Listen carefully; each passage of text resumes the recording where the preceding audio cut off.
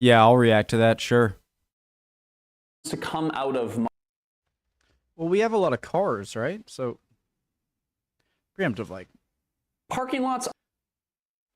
This is one of the subjects that I did not expect to be interested in, but I am.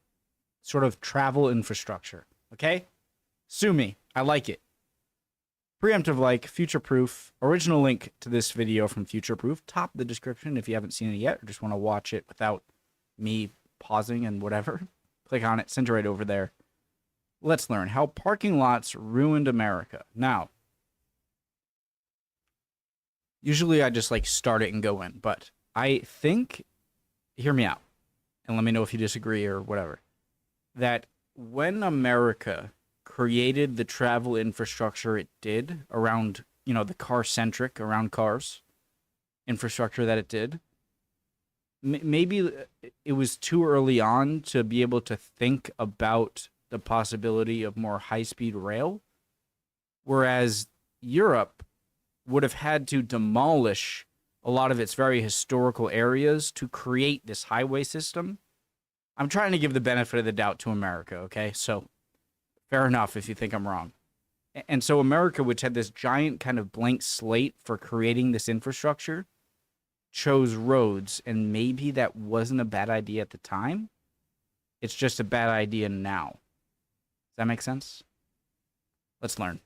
Are one of the most uninspiring things to come out of modern urban infrastructure. These huge swaths of pavement are dedicated to one purpose only, and that is parking cars. Okay. It's not gonna make this one. It's So Britney, why is it that something so common and so simple can suck so bad?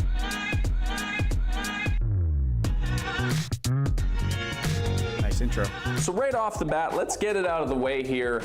Parking lots are not all bad, okay? I'll admit that. They're good for doing donuts in the snow and making out in the back of your 1999 Toyota Corolla when you're 17 years old. But other than that, I don't think many of us can think of a lot of good memories that we have associated with parking lots. But that's not surprising, as you will learn by the time this video is over. Okay, so this footage is of a mall nearby where I live, and believe it or not, this building was the collaborative outcome of engineers, architects, planners, interior designers, lawyers, marketers, carpenters, plumbers, electricians, just to get me in the door to buy stuff.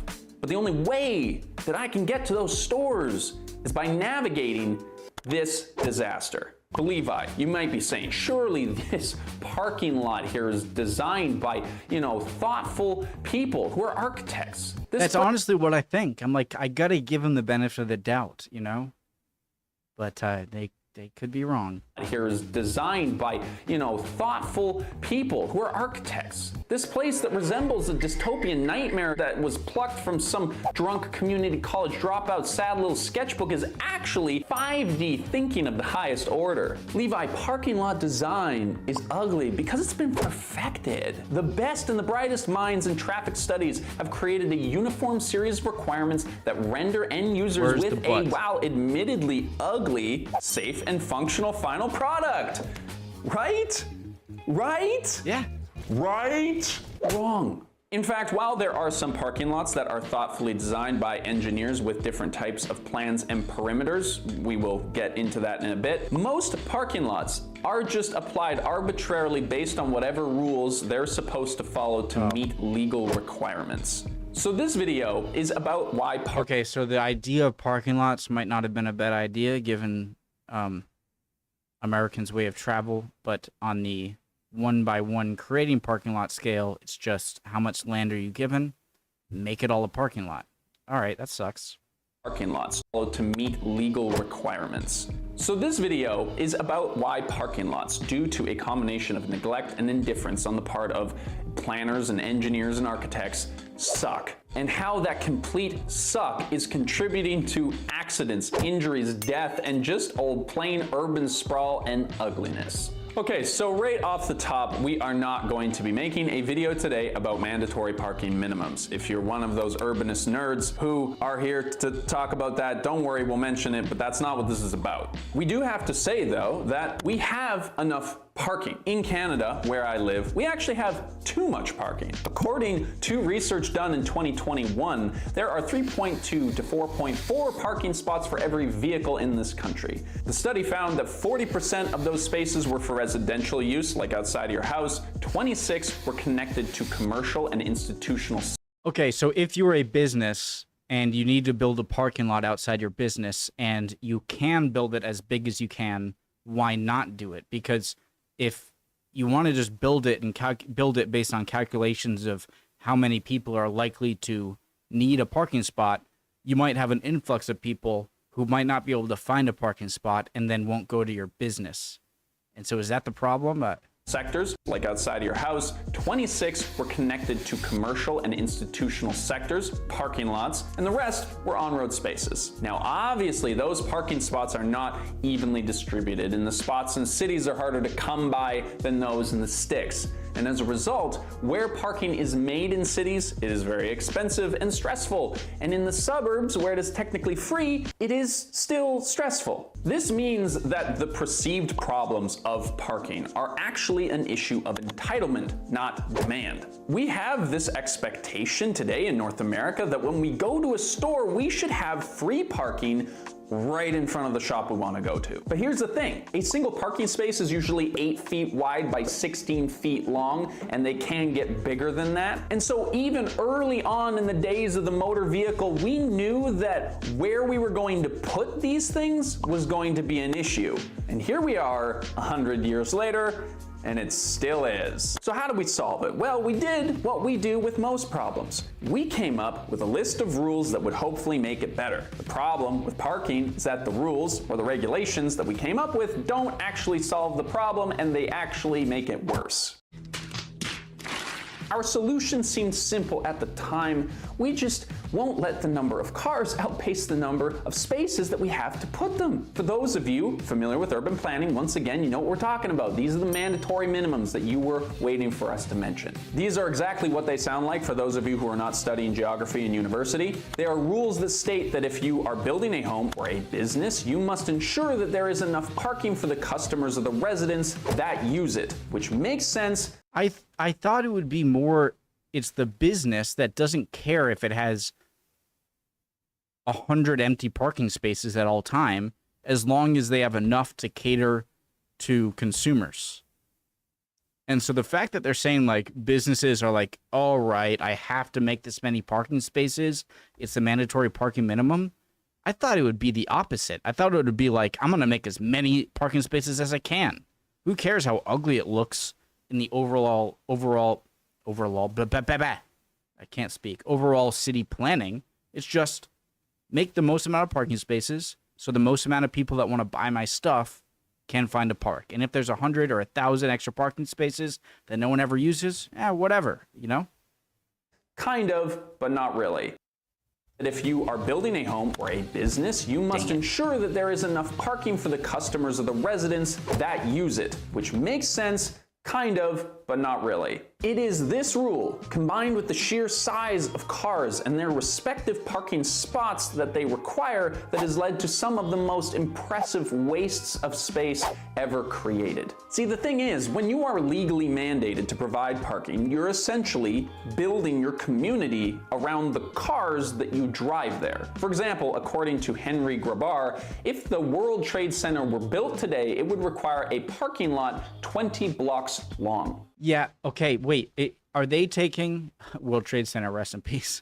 Are they taking the number of people that work in the World Trade Center and then saying that in order to accommodate every World Trade Center worker, they would need a parking lot 20 blocks long? Because that doesn't make sense if that's the case, because this is in New York City, where a lot of people don't rely on car-centric travel as much as other places. It's subway, it's walking. And so if that's the calculations, then that's just wrong. Trade Center were built today, it would require a parking lot 20 blocks long. In another ridiculous case, Matt Farah, who owns a business offering specialty... whereas a business in needs, like everyone going to a certain business that is in this like outdoor square with a lot of shops. Everyone going there is driving there. You know? Storage. Ridiculous So you case. need- Matt Farah, who owns a business offering specialty storage for luxury and collectible cars, was required to build an underground parking garage for his parking garage, which literally doubled the cost of his building. Now listen, I understand that if you're a red-blooded American and you're lifting Chevy Damn Tahoe, right. this line of thinking feels a little academic. You Damn park right. in parking lots all the time, and it's Buddy. fine. Well, according to a Communist. study by Deloitte, it's not fine. Americans on average spend 17 hours a year looking for parking, resulting in a cost of $345 per driver in wasted time, fuel, and emissions. This number jumps when you go to major centers. Drivers in New York spend 107 hours annually If looking you can drive in New York City, you can drive anywhere in America. It's so freaking stressful. for parking, resulting in over $2,000 in annual costs per driver. I'm getting so mad about this for some reason. God, I'm walking here! I'm walking here! Buddy, Parking lots are also Italians. among the worst places, ironically, to have your car. 20% of accidents happen there. guys, and for anyone 9% watching that's not American, which is probably most of you, this is the most familiar looking thing I've ever seen. This is America. And it sucks. No, I love America, but I've almost gotten so used to this crappy stuff that it's almost like comforting. is ironically to have your car. 20% of accidents happen there, and 9% of collision deaths happen when drivers reverse without looking and hit a pedestrian. Oh. NBC News says that around 2,000 kids under the age of 14 were injured in parking lot accidents in 99 died. 2007, and 99 children died. The reason that parking lots are such a hotspot for collision freedom. and pedestrian injuries specifically is because the parking lot is where we can't separate cars from people. Most parking lots today don't have sidewalks or designated walkways to get from your car to the You could have you can make more cars so that people can drive the car to their car. Genius. storefront that you're going to, and so you're forced to walk behind cars that are backing up or just in the middle of the roadway. And this is all made worse because of how parking lots are laid out in North America. Look at this parking lot from a mall just down the road from me. How You else come in would you- off of the highway into the parking area where you're forced to drive in front of all of the stores before turning up and driving past all the parking spots until you find one. This means that everyone who wants to get to the store off of the highway into the parking area where you're You could have taken a left right there. What are you talking about?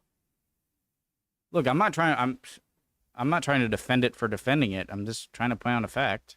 Why don't you do this? Why don't you get rid of this part, make this walking only? Yeah. No. You're forced to drive in front of all of the stores before turning up and driving past all the parking spots until you find one. This means that everyone who wants to get to the store has to cross this lane of traffic to get there. Look, I'm just pointing this out because I think making a point that he's making where others can be like, wait, this will be counterproductive to his greater argument that I agree with. So that's the only reason I'm pointing this out. But this isn't true that everyone has to. You can go, and my answer is right here. You come in off of the highway into Boom, right there. Look at this red car. the parking area. This red car didn't go in front of the store. I'm not making an excuse. I'm pointing out something that others might want to excuse this so that Where you're who wants to get to the store has to cross this lane of traffic to get there. Look, I'm not an urban planner. I did take a geography degree, but I'm not a genius. Could this mess not be easily avoided if we just had the road go to the back of the parking lot and then just have parking go all the way up to the front so you don't have to cross that road? It turns out that the good idea. inventor of the mall, who inadvertently invented the first parking lots also, had the same idea. Gruen wanted his parking lot to feature mixed-use housing, green spaces, and all sorts of pro-human things that modern parking lots just don't have at all. Gruen actually hated cars, literally once socialist? saying that their threat to human life and health is just as great as the exposed sewer. And he designed his parking lots with long promenades to encourage walking. But to top all of this off, because, we didn't need any more reasons to hate parking lots. They're terrible for the planet. They create so-called heat islands in cities, amplifying and exacerbating the effects of climate change. They also worsen floods, as the vegetation and soil that was cleared away to make way for you to park your car means that there's nothing there to absorb flood and rainwaters. And worse yet, across North America, parking lots are increasingly being built on agricultural land, which is where we grow food normally. And I don't know about you, but I'd rather be able to eat than be able to park my car somewhere. And this is where we come down to what I call the Stockholm parking syndrome. At this point in the video, hopefully you've That's an American paradox. Would you rather eat or park?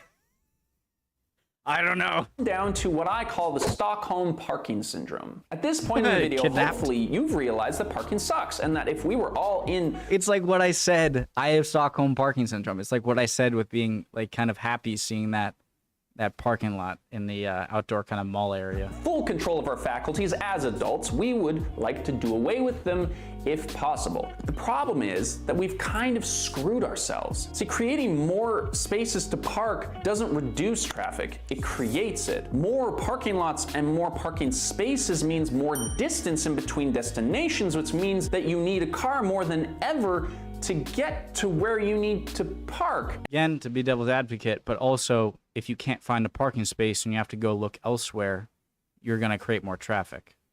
When I point this stuff out, guys, I'm with him. I'm just trying to say stuff that other people might say. And so on and so forth. What you end up with is the sprawl that we see so commonly across Canada and the US. By reducing the walkability and the bikeability and the accessibility by transit of any particular location, you're basically making it impossible to get there by any other means than the car itself. Bikeability? And what happens when we're stuck with only one option? This is a big difference between the USA and Europe with bikeability, okay? If I want to go to a place where like I might get food or shop or something, you're not biking there. That is way too far. If you bike there, even if you're very much in shape and love biking, that's a long way. That's like 2 hours, all right, of biking just to go somewhere that would take you 15 minutes. So, I think Europe, you're where you need to go to get your essentials, and not just your essentials, just stuff that you want. You can do that. It's much more compact. But over here, you're not biking every day to just where I might go, right? Even if you're very much in shape and love biking. People take advantage. Parking has become a huge business. Author Henley Grabar literally wrote the book about it in Paved Paradise, How Parking Explains the World. Hilariously, it turns out that parking lots result in a huge amount of revenue for unexpected businesses. Airports, for example, make the majority of their money on parking, to the extent that Grabar says that they could be more accurately described as a parking business with a side hustle in aviation. Also, why are we paying for parking at hospitals? Just a side rant that I don't even have time for right now in this video. Staying alive, staying alive.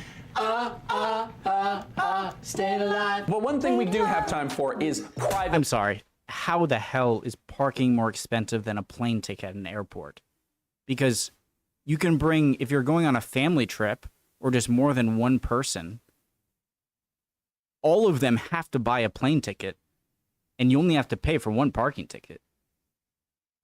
I sort of find that hard to believe. Again, I'm not disagreeing with him on the overall. Because they somehow make this shitty situation even worse somehow. These corporate pavement slumlords are able to completely make up their own rules. By far, the most expensive rates that you will ever pay for parking is going to be at a private lot. And they are the ones who are hiring National Guard of towing companies to make sure that the single mom's minivan gets towed while she's trying to buy diapers. They're also known to charge obscene fines whenever they can get away with it. One Kelowna nurse was bullied into paying hundreds of dollars in parking tickets by a private parking company, only to find out legally she didn't have to pay any of them. The news agency that reported on the story found that private companies actually have no right to charge you obscene amounts of money for going over your parking time. Keep in mind though that you do have to pay municipal parking tickets. That's a different thing. So, all right, how are you supposed to know Levi, if it's a single... I live in a place where I need a car and I need to park my car. So is there any future worth living in where this is the reality? Don't worry, I'm with you. I own a car, I park a car, and I am This guy also seems wondering reasonable. that question. Of course, there are parking options that could be a lot better. Most of the ways that we could improve parking is by stacking the cars on top of each other above the ground or below the ground. And while So this parking seems garages. like it might be a great solution, it usually isn't. Where's the car? Well, I thought it was here. You don't know where we parked? The great hope, according to Grabar again, Just do the lock door beep. was that parking garages would become similar to train stations, hubs of commerce and bustle. But the reality is that parking garages have become more associated with annoyance, crime, and shady political conspiracies. The reality is that putting cars above or below ground just costs a lot of money. So it only really works in places where people are super rich or land prices are high enough to justify the cost. Today, robots will actually park your car for you in places like China, Germany, and Japan. These futuristic garages are super neat, but sadly, they don't really solve the problem because they're expensive and uncommon. There are some AI experts that say the parking lots will eventually just disappear as driverless cars take over the roads. These experts think that the Internet of Things will become so efficient at communicating with your driverless car that it'll be able to run a side hustle Ubering job, taking people around town. No way. I mean, every car won't be able to be an Uber, and not everyone is going to want people to be in their car when they're not in it. And then come back and pick you up when you've finished watching your movie or whatever. Now, listen. I'm sorry, that's a ridiculous idea, okay? Thinking that because isn't that just going to contribute more to like the global warming stuff? Like your car was parked and off, and now they're just always just going around trying to find Uber. And people, I'm sorry, people are not going to want anyone in their car when they're not in it. I'm sure they don't like strangers in their car even when they're driving. People are not going to have people in their car when they're not in it. Down and then come back and I feel like I'm being such a Debbie Downer, but I'm just trying to point out stuff, okay? I agree with this premise. I just can't overlook some you up stuff. when you Like this. What? finished watching your movie or whatever. Now, listen, I love a cool piece of tech as much as the next guy, but inventing autonomous vehicles that may or may not solve our transportation issues feels like a weird and expensive choice when we have simpler and safer technology that has already been proved to solve the problem. The real hope that we all have to keep pushing for here is that cities promote busing and biking and walking so that the convenient thing is not driving, and therefore parking becomes less popular and more accessible for the In order to do that, you would have to build many, many more just companies, whether it's a Best Buy or whatever, that are close, a Best Buy or food places that are close to a lot of people, to everyone in a walkable or bikeable distance. How do you do that? I'm all for like coming up with solutions to problems, but I also think that you should have a level-headedness of knowing that we're never going to be perfect. That doesn't mean you're just like, oh, well, whatever, but just be rational, I hope. the people who really do need it. But until then, we're stuck with these ancient design disasters, and we'll just keep getting frustrated in parking lots until then. Hopefully you enjoyed this video. If you want to see me rant about more stuff related to the consumer world, make sure that you're subscribed, and we'll see you in the next one. It's a great video.